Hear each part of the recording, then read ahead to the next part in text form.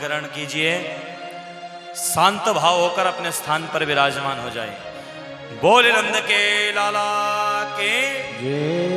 तो इस प्रकार से बंधुओं गज ने भगवान की स्तुति को गाया और भगवान ने आज इसको इन दोनों को मुक्त कर दिया।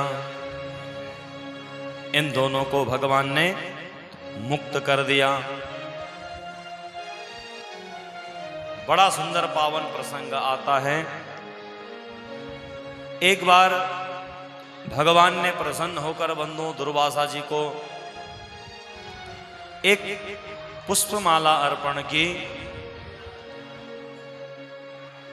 दुर्वासा जी ने यह माला देवराज इंद्र को दी। इंद्र ने इसको हाथी के गले में डाल दिया। हाथी ने इस पुष्पमाला को पांव से कुचल दिया।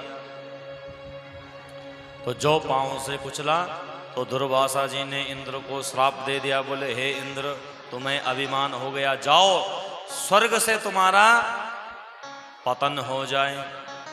जब दानवों को यह बात पता चली तो सारे दानवों ने आज स्वर्ग पर आक्रमण करके सबको यहां से भगा दिया। स्वर्ग के राजा स्वयं बन बैठे।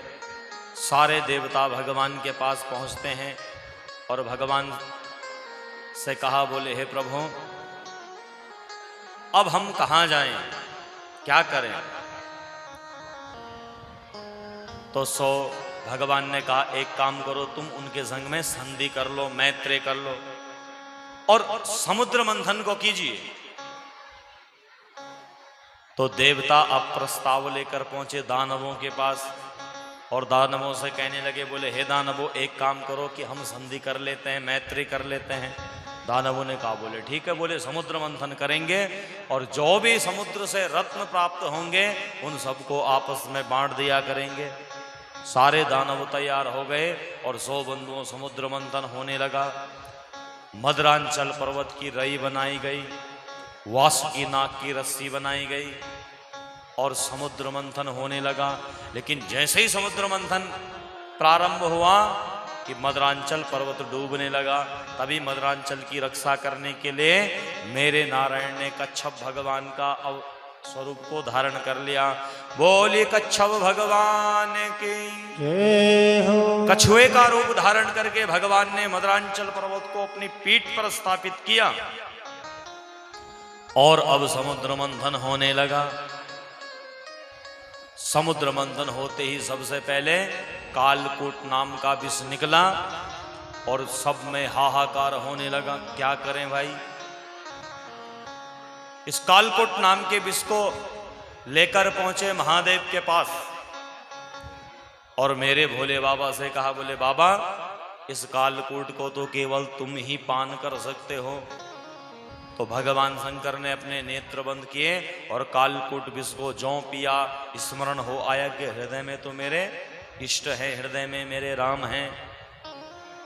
तो 100 बंधु इन्होंने अपने मुख पर राम बोलकर अपने कंठ पर ही इस विष को रोक दिया। भगवान का जो कंठ था वो नीला पड़ गया। भगवान का नाम क्या पड़ा? नीलकंठ। बोलिए नीलकंठ भगवान के जय। भोले बाबा ने अपने कंठ में विष को धारण करने से नाम पड़ गया नीलकंठ। और आपके तो इस दिव्य मंदिर का नाम भी क्या है? नीलकंठ। हाँ, तो बोलिए नीलकंठ भगवान की जय। अब सारे दानव बंधुओं देवताओं के संग में अब समुद्र मंथन होने लगा। तो सबसे पहले अब कामधेनु गौ निकली जो देवताओं को दे दी गई। चंद्रमा निकला, महादेव ने उनको अपने सिर पर धारण कर लिया। उच्चे सर्वा नाम का घोड़ा निकला, 100 राजा बलि को दे दिया। ऐरावत नाम का हाथी इंद्र को दे दिया। कौस्तुभ मणि भगवान नारायण ने रखी। इस प्रकार से लक्ष्मी निकली, 100 नारायण को अर्पण कर दी गई। मदिरा निकली, 100 दानवों ने इसका पान कर दिया। और अब अंत में 14वें रत्न के रूप में साक्षात धन्वंतरी महाराज का प्रादुर्भाव होता है। भगवान के दिव्य अवतार धन्वंतरी जी महाराज हाथ में सोने का कलश लेकर उसमें बंधुओं अमृत को लेकर जो निकले, 100 देवता और दानवों में युद्ध होने लगा, छीना झपटी होने लगी। एक ने कहा पहले हम पिएंगे, दानवों ने कहा पहले हम पिएंगे, देवताओं ने कहा पहले हम पिएंगे। अहम पूर्वम न त्वम अहम पूर्वम, पहले हम तुम नहीं, पहले हम पिएंगे। छीना झपटी होने लगे। धन्वंतरी महाराज इसको लेकर दौड़ने लगे और 100 बंधुओं दौड़ते दौड़ते इसकी जो बूंदें थी वो 4 जगह गिरी। हरिद्वार में, प्रयागराज में, नासिक और उज्जैन में 4 जगह बंधुओं यहाँ गिरा। और तभी से यहाँ कुंभ का मेले का आयोजन होता है। अब बंधुओं जब झगड़ा होने लगा तो भगवान ने यहाँ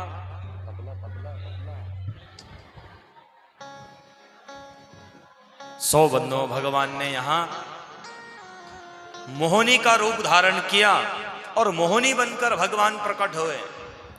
भगवान ने कहा बोले हे दानवों, हे देवताओं, तुम्हारा एक पिता की तुम संतान हो और फिर भी तुम दोनों में झगड़ा हो रहा है, क्या है इस कलश में? बोले महाराज इसमें अमृत है इसीलिए तो झगड़ा हो रहा। बोले दोनों के दोनों आपस में मिल बांट कर पान कर लो। तो बोले आपस में अगर मिल बांटना हम जानते, बांट कर अगर हम खाना जानते तो फिर हम में झगड़ा ही क्यों होता। शास्त्र कहता है बंधुओं, जिस वस्तु को तुम बांट कर खाते हो वो अमृत के समान पवित्र हो जाती है।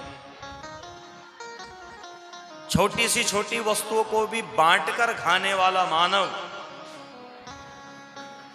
परोपकारी बन जाता है। और जो वह अन्न है, जो बांटने वाली वस्तु है, वो साक्षात अमृत के समान मधुर हो जाती है, अमृत के समान मानो मीठी हो जाती है। तो बोले बांट कर खा लो। बोले बांट कर ही अगर हम पान करते तो हम में झगड़ा ही क्यों होता।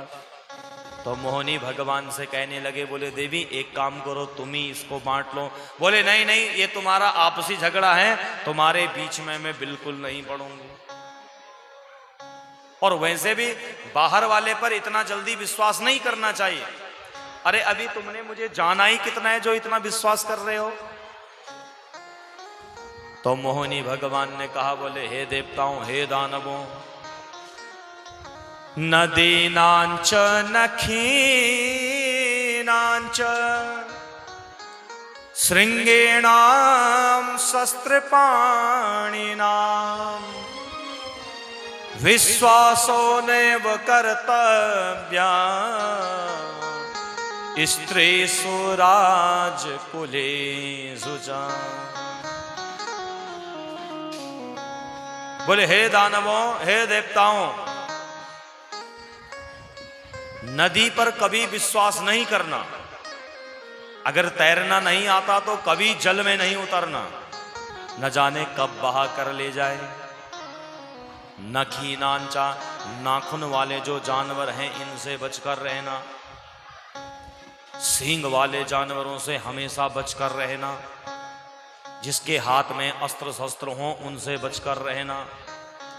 राजा से हमेशा बचकर रहना। और विश्वासो नैव कर्तव्या स्त्रीषु राजकुलेषु च। राजा पर कभी विश्वास नहीं करना। और जो स्त्री व्यभिचारिणी हो गई हो, जिसका आचरण पवित्र ना हो, ऐसी स्त्री पर भी कभी विश्वास नहीं करना। अब तो इनका अधिक विश्वास, और भी विश्वास अधिक हो गया, अधिक विश्वास बढ़ गया। बोले देवी अब तो तुम्हें इसको बांट कर रहोगे। तो बंधुओं मोहिनी भगवान ने कहा दानवों से, बोले हे दानवराज एक बात सुनो, 2 पंक्ति बना दो, एक में दानव बैठो और एक में सारे देवताओं को बिठा दो। दानवराज के कान में कहा, बोले एक काम करते हो, ऊपर तो पतला पतला है ये पिला देती हूँ देवताओं को, और जो नीचे खूब गाढ़ा है उसको दे दूंगी मैं तुम्हें। तो 2 पंक्ति बनाई गई और मोहिनी भगवान ने एक एक करके चम्मच से मानो सबको अमृत पान कराना प्रारंभ कर दिया। स्वरभानु नाम का दानव यह सब देख रहा था। 100 बंधुओं देवता का स्वरूप बनाकर बैठ गया सूर्य और चंद्रमा के बीच में।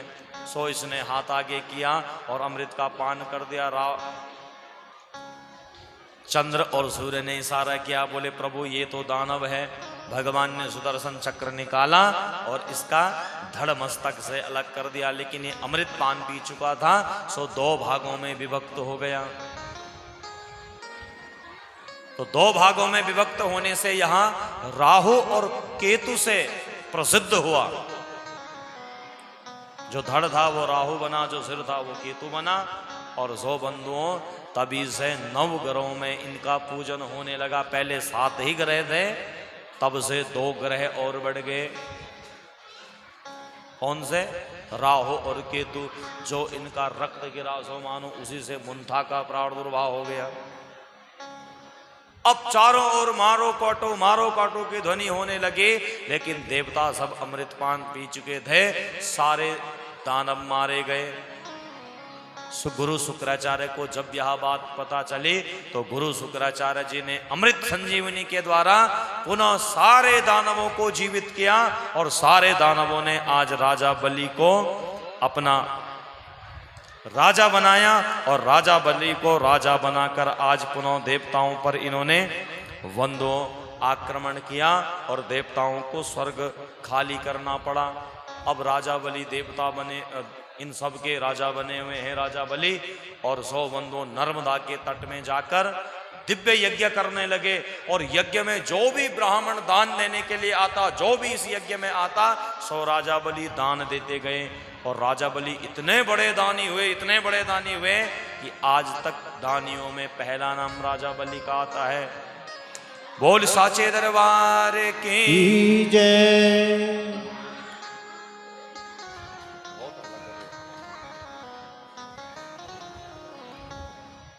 बोले नंद के लाला की जय। अब राजा बलि के यहां जो भी ब्राह्मण जाता, राजा बलि उसको नित्य प्रतिदान दिया करते थे। इधर बंधुओं कश्यप जी की पत्नी अदिति ने कश्यप जी से निवेदन किया, बोले हे प्रभु, मेरे जो पुत्र हैं वो इधर उधर भटक रहे हैं, सो अब कुछ सत्कर्म कीजिए। तो इन्होंने बंधुओं पयव्रत का उपदेश दिया, और फाल्गुन माह की शुक्ल प्रतिपदा से लेकर द्वादशी तक केवल दूध का पान करते हुए अदिति ने इस व्रत का पारायण किया। और 100 बंधुओं इस व्रत का पारायण करने से इनके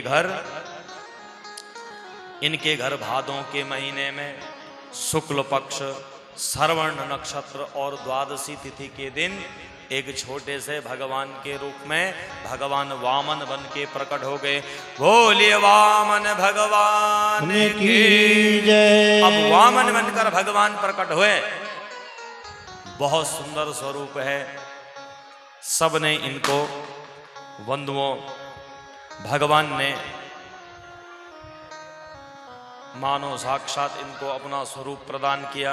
सरस्वती मैया ने इनके गले में माला डाली, कुबेर ने इनको भिक्षा पात्र दिया, अंबिका ने भिक्षा दी। और अब वामन राजा बलि के यज्ञ में दान मांगने के लिए गए। राजा बलि के यज्ञ में जब गए तो राजा बलि इनको देखकर, इनका स्वरूप देखकर बड़ा प्रसन्न हुआ, और जोर से निवेदन किया, बोले हे ब्राह्मण देवता, आइए आइए आइए, स्वागत है आपका। स्वागतम ते नमस्तुभ्यं ब्रह्मान् किं करवाम ते ब्रह्म ऋषीणां तपः साक्षात् मन्ये त्वार्य वपुर्धरम्। स्वागतम ते नमस्तुभ्यम, हे ब्राह्मण देवता, आपके चरणों में नमन है, वंदन है, आइए आइए आइए, स्वागत है स्वागत है। बड़े प्रसन्न हुए, सो बिठाया, सेवा शुश्रूषा करने लगे। और जब जलपान इत्यादि ग्रहण करवा दिया गया तो बोले, कहो ब्राह्मण देवता, दान में क्या दूं तुमको? वामन भगवान ने कहा, मैं दान लेने नहीं आया हूं, क्योंकि दान लेने से सत्कर्म छीर्ण हो जाते हैं।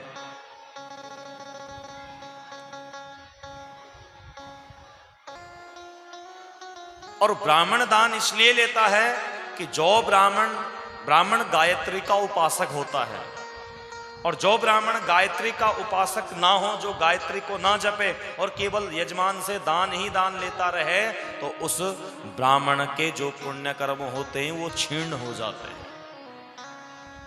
इसलिए ब्राह्मण जब दान ले तो फिर गायत्री को जपना चाहिए। कम से कम एक बार का दान लेने से 6000 गायत्रियां नष्ट हो जाती हैं। इसलिए ब्राह्मण को बैठकर गायत्री मंत्र को जपना चाहिए।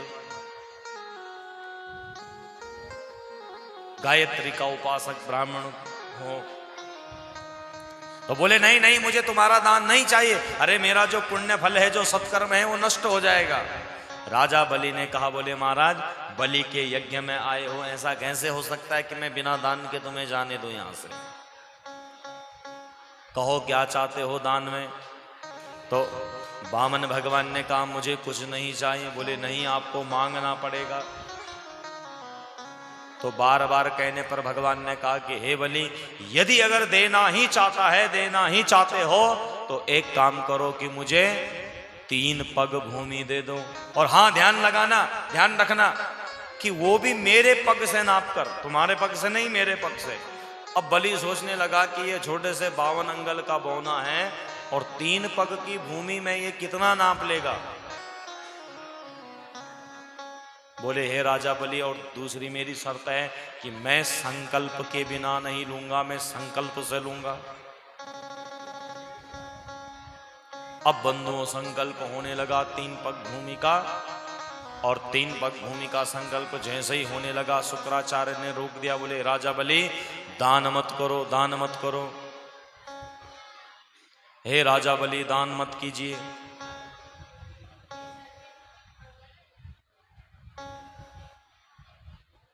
दान मत दो। अरे ये कोई 52-53 नहीं, ये साक्षात भगवान विष्णु हैं और विष्णु ही वामन बनकर आए हैं। बलि ने कहा, बोले गुरुदेव कोई बात नहीं, आए तो मेरे यहां ब्राह्मण बन के आए हैं, मैं तो इनको दान ही दे दूं, मैं तो इनको दान ही दान अर्पण करूं,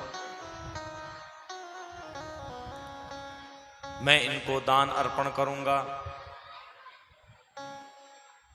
अब बंधुओं सो राजा बलि दान देने लगे तो शुक्राचार्य दान के पात्र के अंदर जाकर बैठ गए। और वहां जाकर बैठे सो इतने में एक कुसा उठाई और कुसा से बंधुओं इन्होंने शुक्राचार्य की एक आंख को फोड़ दिया। अब शुक्राचार्य जी ने बंधुओं श्राप दे दिया। बोले हे राजा बलि, तुमने मेरी बात को नहीं माना, मेरी बात को नहीं जाना, मेरा कहना नहीं माना, तो सो जाओ, तुम धन से तुम्हारा पतन हो जाए। अब बंधुओं जब संकल्प हुआ तो भगवान ने साक्षात 3 पग से भूमि को नापना प्रारंभ किया। और पहले पग से भगवान ने नीचे के 7 लोगों को, अतल वितल सुतल रसातल पातल 7 लोगों को नाप लिया। दूसरे पग से भूर्भुवः स्वः महाजन तप जैसे सत्यलोक को नापना प्रारंभ किया। तो भगवान के चरण नख से आज ब्रह्मांड की कुक्षी फट गई और वहां से कुछ जल की बूंदें गिरी, जिनको ब्रह्मा जी ने अपने कमंडलों में धारण कर लिया। इन ऊपर के 7 लोगों को नापा और बलि से कहा कि ये तीसरा पग कहां रखूं। राजा बलि ने कहा, बोले महाराज अभी तो मैं जीवित हूं, एक काम करो, तीसरा पग मेरे ही ऊपर रख दो। तो भगवान ने बंधु तीसरा पग राजा बलि के सिर पर रख दिया। भगवान बड़े प्रसन्न हुए। राजा बलि से कहा, हे राजा बलि वरदान मांगो। तो राजा बलि ने कहा, बोले प्रभु मैं वरदान क्या मांगू, अपना अनुग्रह मुझ पर बनाए रखना। भगवान ने प्रसन्न होकर सुतल लोक का राज्य आज राजा बलि को दे दिया। अब राजा बलि ने कहा, बोले प्रभु एक काम करो कि आप मेरे द्वारपाल बन जाओ, जब जब मैं बाहर भीतर आऊं तो आपका नित्य दर्शन करता रहूं। बंधुओं भगवान आज राजा बलि के यहाँ द्वारपाल बनकर बैठ गए। इधर बहुत दिन व्यतीत हुए। नारद जी ने कहा, बोले मैया लक्ष्मी भगवान कहाँ हैं? आजकल वैकुंठ में दिखाई नहीं देते। बोले हाँ। तो बोले कहाँ हैं? नारद ने कहा वहां सुतल लोक में द्वारपाल बने हुए हैं। मैया ने कहा अच्छा। तो 100 बंधुओं मैया पहुंची और बलि के यहाँ गई बलि के हाथ में मैया ने प्रेम से एक धागा बांधा और धागा बांधकर मैया ने कहा, इन वधो बलि राजा दानवेंद्रो महाबला तेन त्वाम प्रतिवदनामि रक्षे मांचल मांचल। बोले, हे राजा बलि, मैं तुम्हारी बहन हूं, मैंने ये रक्षा सूत्र तुम्हारी हाथों में बांधा है। अब भाई का कर्तव्य बनता है कि बहन को कुछ दक्षिणा दे। तो बोले, कहो बहन, तुम्हें क्या चाहिए दक्षिणा में? कितना अन्न दूं, कितना धन दूं, जिस पर तू हाथ रख दे वो तुझे दान में दिया, वो तुझे दक्षिणा में दिया। मैया ने कहा, सच? बोले, राजा बलि ने कहा, बोले हाँ। अरे क्या तुम मेरे बारे में जानते नहीं हो? तो मैया बाहर आई और मैया ने जो पार्षद बने हुए थे भगवान, मैया ने इनके ऊपर हाथ रखा। बोले, हे बलि, मुझे कुछ नहीं चाहिए, इनको मुक्त कर दे बस। और 100 बंदों दक्षिणा में नारायण को पाकर मैया लक्ष्मी बड़ी प्रसन्न हुई। और उसी दिन से इस धरा में रक्षाबंधन का पावन पवित्र त्योहार मनाया जाने लगा। कब मनाया था आपने? 31 तारीख को, है ना? 31 तारीख को रक्षाबंधन मनाया। तो उसी दिन से रक्षाबंधन का पावन पवित्र त्योहार इत्यादि हम सब लोग बड़े प्रेम से मनाने लगे। यहीं पर बंधुओं 8वां स्कंद विराम होता है और 9वें स्कंद में बड़ी सुंदर कथाएं हैं, रघुवंश की कथाएं आती हैं। भगवान नारायण के हुए ब्रह्मा, ब्रह्मा के हुए मरीचि, मरीचि के हुए कश्यप और कश्यप के हुए विवस्वान आदि 12 सूर्य। सूर्य कितने हैं? 12। ये 12 सूर्य हैं। तो ये विवस्वान सूर्य इत्यादि, यह इन्हीं वंश में श्राद्धदेव नाम के मनु हुए और इसी वंश में इच्छांकु हुए, नभग हुए, नाभाग के पुत्र अम्बरीश हुए। अम्बरीश भगवान के अनन्य भक्त थे। और इसी वंश में बंधुओं आगे चलकर त्रियावरुण हुए, जिनको त्रिशंकु भी कहा जाता है। और इन्हीं के यहाँ राजा हरिश्चंद्र का भी जन्म होता है, जिनकी कथा देवी भागवत में आती है। ये बड़े सत्यवादी राजा हुए। स्वप्न में एक बार इन्होंने विश्वामित्र जी को अपना राजपाट दान दे दिया था। तो 100 प्रातः काल में विश्वामित्र जी सुबह आए, बोले, कहा, हे राजन, मुझे दान दो। तो सब इन्होंने दान दे दिया। अपनी पत्नी का भी दान कर दिया, पत्नी को भी बेच दिया, पुत्र को भी बेच दिया, चांडाल की नौकरी की अपने वचन को सत्य करने के लिए। ऐसे प्रतापी राजा इस भूधरा धाम में उत्पन्न हुए। और इन्हीं के वंश में बंधुओं सागर जी महाराज का प्रादुर्भाव होता है, जिनके 60,000 पुत्र उत्पन्न हुए। और जब इंद्र ने घोड़ा चुराया तो इन्होंने कपिल जी का अपमान कर दिया। कपिल के नेत्रों से अग्नि प्रकट हुई और 100 बंधुओं जलकर भस्म हो गए। इसी वंश में बंधुओं असमंजस हुआ। असमंजस का पुत्र दिलीप हुआ। दिलीप के पुत्र भगीरथ जी महाराज हुए। और भगीरथ जी महाराज ने साक्षात गंगा को प्रकट करके लाई, गंगा को प्रकट किया। लेकिन गंगा मैया ने कहा, मैं धरा पर आऊंगी तो धरा की कुक्षी फट जाएगी। तो बोले, मैया क्या करूं? बोले, शिव की आराधना करो। तो शिव की आराधना की। और आज गंगा मैया ब्रह्मा जी के कमंडलों से भगवान शिव की जटा में आई। नाम पड़ा जटा शंकरी। भगवान शिव ने अपनी एक जटा को गौमुख में छोड़ा और वहां से गंगा मैया आगे आगे, भगीरथ पीछे पीछे गंगा, और पीछे पीछे गंगा आने लगी। जो बंधुओं मानो टिहरी और देवप्रयाग के बीच में जन्नू ऋषि का आश्रम था, उनकी कुटिया को बहा ले गई। मुनि ने आचमन किया और गंगा का पान कर दिया। भगीरथ ने पीछे देखा, गंगा मैया लुप्त। ऋषि के चरणों में वंदन किया। बोले, प्रभु, मैं अपने पूर्वजों की सदगति के लिए गंगा को लेकर जा रहा हूं, आप क्षमा कर दीजिए गंगा के अपराध को। तो 100 इन्होंने अपने जंगा पर प्रहार किया और जंगा से अब गंगा जी का प्रादुर्भाव हुआ। 100 नाम पड़ गया जाह्नवी।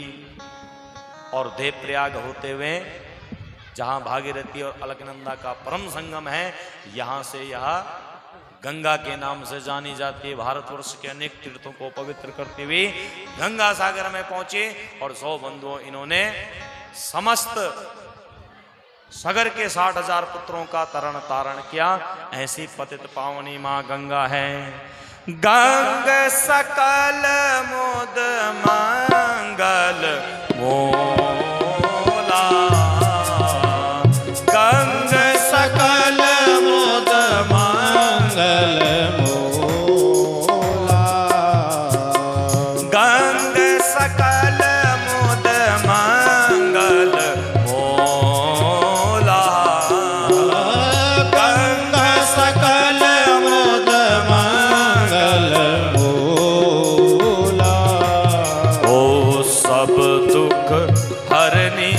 करने सब सोला, सब सुख करने हरने सब सोला। बोलिए गंगे मैया की जय। जो गंगा के नाम का स्मरण करता है अनेक प्रकार के पापों को गंगा मैया नष्ट कर देती है। 100 बंधु इसी वंश में खटवांग नाम के राजा हुए और खटवांग के दीर्घबाहु हुए, दीर्घबाहु के रघु, रघु के पुत्र पृथु, पृथु के अज और अज के पुत्र महाराज दशरथ जी महाराज का प्रादुर्भाव होता है। 3 रानियां हुई और 100 बंधुओं फिर इनको 4 पुत्रों का इनके घर में जन्म हुआ। 4 पुत्रों की प्राप्ति हुई, जिसमें सबसे बड़े कौशल्या से राम जी का प्रादुर्भाव हुआ। बोले रामचंद्र भगवान की जय। तो राम जी महाराज का जन्म हुआ, फिर भरत जी, लक्ष्मण और शत्रुघ्न 4 बालकों का जन्म होता है। शेष बड़ी विस्तार कथा है। कभी अगर राम कथा श्रवण कराने का सौभाग्य मिले तो फिर राम कथा को वहां विस्तार पूर्वक सुनेंगे, क्योंकि अभी तो हमारे कन्हैया का प्राकट्य होना है। कितना समय बचा है? कितना? 6 मिनट। हाँ, तो अभी राम जी की कथा में जाने का समय नहीं, और सो कन्हैया का प्रादुर्भाव होने वाला है। तो 100 बंधुओं मैया देवकी का विवाह वसुदेव जी के संग में होने लगा। कंस बड़ी धूमधाम से अपनी कन्या का अपनी बहन का विवाह किया और अपनी बहन को विदा कर रहा था। सो जैसी विदाई की बारी आई, कंस रोने लगा। जो रोते रोते अपनी बहन की विदाई करने लगा तो उसी समय बंधुओं आकाशवाणी हुई कि हे कंस, जिस अपनी बहन को तू इतने प्रेम से विदा कर रहा है, उसके 8वें गर्भ से जो संतान उत्पन्न होगी वही तेरा मृत्यु का कारण बनेगा। अब तो कंस ने जैसे ही ऐसे सुना, 100 बंधुओं म्यान से तलवार खींची और देवकी के केसों को पकड़ा। सो मारना ही चाहता था। वसुदेव जी ने हाथ पकड़ लिया, बोले महाराज क्षमा कर दीजिए, इसने कौन सा अपराध किया, क्यों मारना चाहते हो? बोले तुमने आकाशवाणी सुनी अभी? बोले हाँ। तो बोले भैया इसको तो डर 8वीं संतान से, इसको क्यों मार रहे हो, क्षमा कीजिए। कंस ने बंधुओं क्षमा कर दिया। वसुदेव जी ने कहा, बोले हे कंस, हम तुम्हें वचन देते हैं कि हमारी जो भी संतान उत्पन्न होगी हम उसको तुम्हारे पास लेकर आ जाएंगे। 100 बंधुओं कंस जानता था कि वसुदेव जी अपने वचनों के बड़े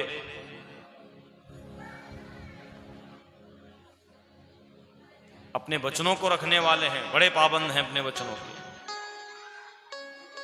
तो 100 बंधुओं इन्होंने इनको मुक्त कर दिया और अब इनकी धर्म पत्नी गर्भवती हुई। कंस ने इन दोनों को कारागार में डाल दिया। कुछ समय के पश्चात एक पुत्र का जन्म हुआ और दोनों के दोनों कंस के पास लेकर गए। कंस ने पहले तो इनकार कर दिया, बोले लेकर जाओ, मुझे तो जो डर है वो 8वीं संतान से है। इतने में नारद जी ने कंस को बंधमित कर दिया। बोले हे कंस, एक पुष्प उठाया, बोले गिनो, इसमें 8 पंखड़ी हैं। अब गिनाया 1 2 3 4 5 6 7 8। अब बोले दूसरे से गिनो, अब तीसरे से गिनो, तो पहला 8 हो गया, 8वां पहला हो गया। कंस की बुद्धि भ्रमित हो गई और कंस ने इस बालक को पकड़ा और 100 पत्थर पर पटक कर इसकी जीवन लीला समाप्त कर दी। इसी प्रकार से पहला, दूसरा, तीसरा, चौथा, 5वां 6 को मार दिया। अब 7वें के रूप में साक्षात बलराम जी का प्रादुर्भाव होता है। सो इनको इन्होंने रोहिणी के गर्भ में स्थापित कर दिया। संकर्षण भी इनको कहा जाता है। इधर कहा कि ये गर्भ नष्ट हो गया। अब बंधुओं इनके अष्टम के रूप में अब बंधुओं भगवान का प्रादुर्भाव होने लगा। भगवान अब इनके गर्भ में आए। सारे देवताओं ने स्तुति की, बोले हे प्रभु अब आइए, भूभार का के भार को हरिए। तो बंधुओं भगवान का प्रादुर्भाव देवकी के गर्भ में हुआ और देवकी का जो मानो जीवन था वो पवित्र हो गया। धीरे धीरे धीरे धीरे बंधुओं कारागार में डोलों को डाला हुआ है। सो हाथों में हथकड़ियां बेड़ियों से बांधकर कंस ने कारागार में डाला। अनेक सैनिकों को रक्षा के लिए लगाया है और जब रक्षा के लिए लगाया है तो अब इधर जौ भादों का महीना आया। कौन सा महीना आया? भाद्रपद का महीना आया। घोर अंधेरी रात है, वर्षा हो रही है, मेघ बरस रहे हैं। 100 बंदों घनघोर बहुत सुंदर अष्टमी की तिथि आई। आज बड़ा दिव्य संयोग है कि भगवान का प्रादुर्भाव हुआ था अष्टमी तिथि, रोहिणी नक्षत्र और बुधवार के दिन। और आज की अब की बार की जो अष्टमी है बड़ा दिव्य संयोग बना है। बंधुओं आज अष्टमी तिथि भी है, रोहिणी नक्षत्र भी है और बुधवार भी है। और समय भी कितना है? कितना समय है? रात्रि के 12 बजे। भगवान का प्रादुर्भाव कितने बजे हुआ था? रात के 12 बजे। तो 100 बंधुओं जैसे ही रात के 12 बजने वाली हैं, सबके सब अब भगवान का स्वागत करने लगे। आइए हम सब लोग भी तालियों के साथ में भगवान का स्वागत कीजिए। ओ स्वागतम कृष्णा, सुस्वागतम कृष्णा, स्वागतम कृष्णा, सुस्वागतम कृष्णा, स्वागतम सुस्वागतम शरणागतम कृष्णा, स्वागतम सुस्वागतम शरणागतम कृष्णा, स्वागतम सुस्वागतम शरणागतम कृष्णा, स्वागतम सुस्वागतम सब गाइए दोनों हाथ ऊपर स्वागतम बोले कृष्णा, सनैया बिहारी लाल के। स्वागतम कृष्णा, सुस्वागतम पाहे,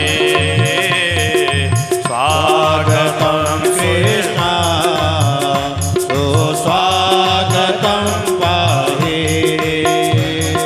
सत्य व्रतम सत्य परम त्रिसत्यम सत्यस्य योनि निहितं च सत्ये, सत्य व्रतम सत्य परम त्रिसत्यम सत्यस्य योनि निहितं च सत्ये, सत्यस्य सत्य मृत सत्य नेत्रम सत्यात्मकं त्वां शरणं प्रपन्ना।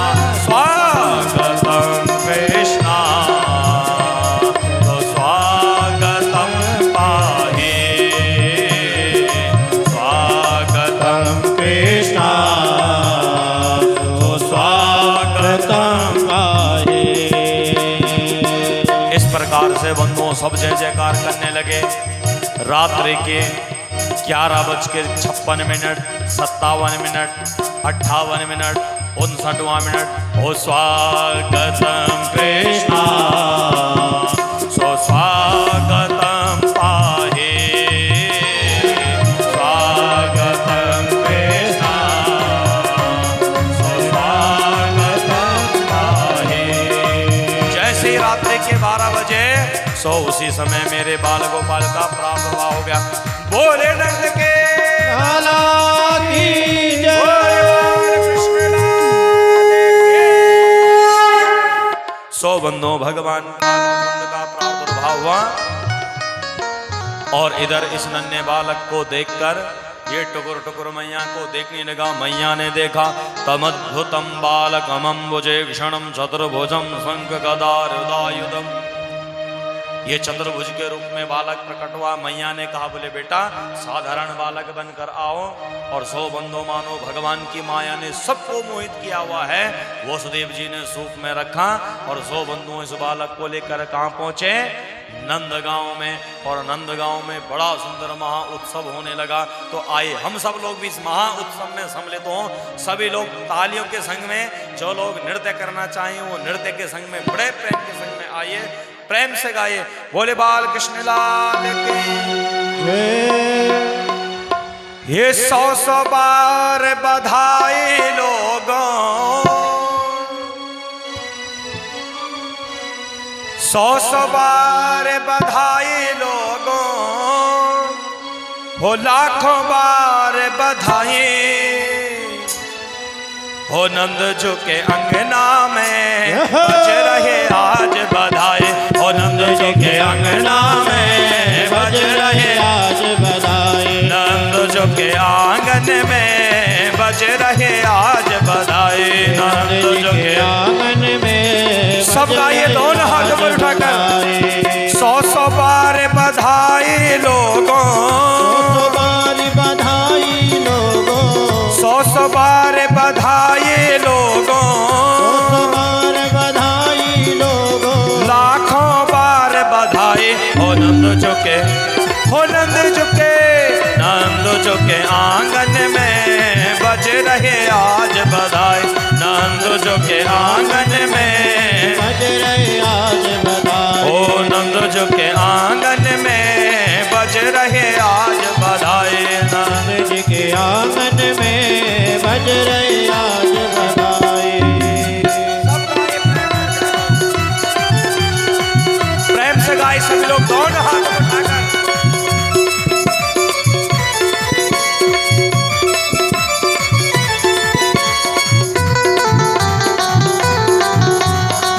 ऐसे नहीं दोनों सभी लोग प्रेम के साथ में गाइए जय हो,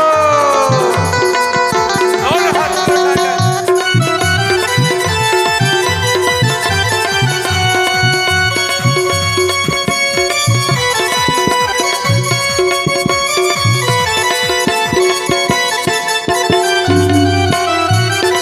तालियों के संग में सभी लोग दोनों हाथ उठाकर बोले सनेहा बिहारी लाल के।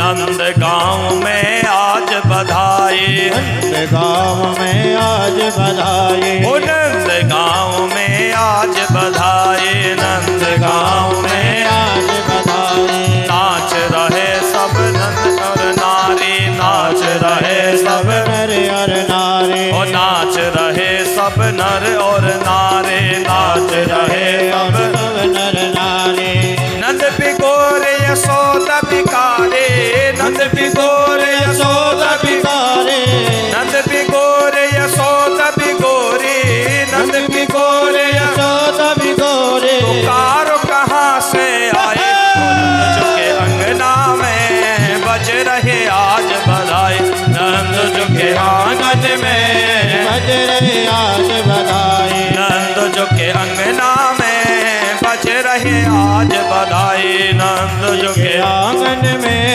बज रहे आज बधाई, बधाई हो।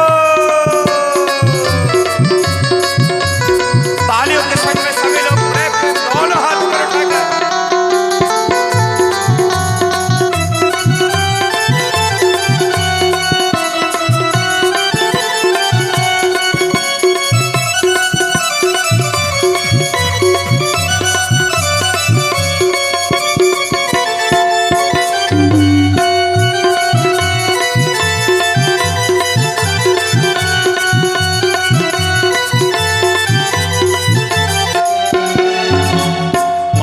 यशोदा सब ग्वालन को नूतन वस्त्र लुटाए, मात यशोदा वतन को नूतन वस्त्र लुटाए, हाँ मात यशोदा सब ग्वालन को नूतन वस्त्र लुटाए, मात यशोदा सब ग्वालन को नूतन वस्त्र लुटाए, हाँ मात यशोदा सब ग्वालन को नूतन वस्त्र लुटाए, मात यशोदा सब ग्वालन को नूतन वस्त्र लुटाए, ग्वाल बाल सब मिल करके, ग्वाल बाल सब मिल करके, बाप को नाच नचाए, के आंगन में बज रहे आज बधाई, आंगन में बज रहे आज बधाई, ओ नंद जो के आंगन में बज रहे आज बधाई, नंद जो के आंगन में